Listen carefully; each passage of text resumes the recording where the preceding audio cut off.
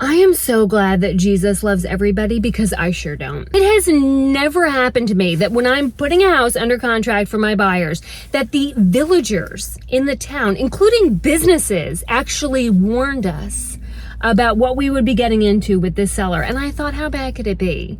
Everyone gets kind of crazy when they're selling a house. Like, how bad can it be? Oh, it be. Every square inch of this house was covered in crystals. And I'm not talking about those cute little Sedona, Arizona ones that you can like balance out your chakra with. No, I mean whole ass meteors. Whatever killed the dinosaurs was on display in this living room. Entire cliff sides were stripped and mined. Every square inch of this house. And there were dream catchers and like all this other woo-woo stuff. And the sale was a circus to the point that I almost said out loud, ma'am, the mountain that you harvested all this from, did it give you a receipt?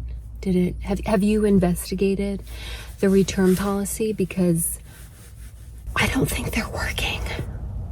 Oh, madness. We get towards closing and my buyers are talking about bringing cleaners in. And I said, oh, no, absolutely not. This is not a job.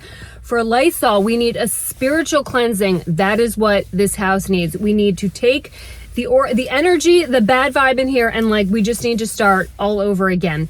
And so I looked into it. I did. I Googled it. And as it turns out, I am fresh out of Catholic priests. I did try to find where I could buy dry ice, and I thought about putting it in a colander and then walking through it, final walkthrough, like hibbity bibbity bobbity boo, kind of like they do in Mass. But I wasn't sure what to do with the dry ice when I was finished with it, and I didn't want to set off any smoke alarms. However, another option was to sage the house. You get sage and then you burn it and you walk around the house. Unfortunately, after several calls to garden centers, no whole branches of sage around. I did find this at our local grocery store. Yep, there it is. How convenient. Oh, this is gonna be perfect. This is just what they need.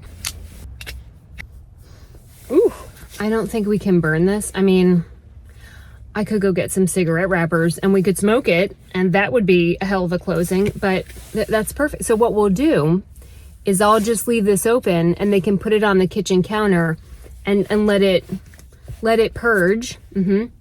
Kind of like a box of baking soda in the refrigerator. Thank the Lord, in the spiritual realm, the seller did actually leave the house in great condition, and I am genuinely hopeful that she is so much happier wherever she went. But to all the baby real estate agents out there, if you're like me and you spent $100,000 on a college degree and now you're going to go point over your shoulder to where the kitchen is, I know that in real estate school they are trying to convince you that the most important thing that you will ever need to know in this profession is how many square feet are in an acre. And I'm here to tell you that nobody cares. Nobody cares.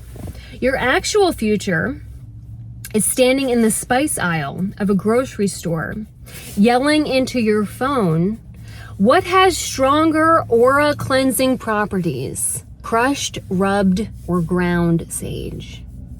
Have a great week, everybody.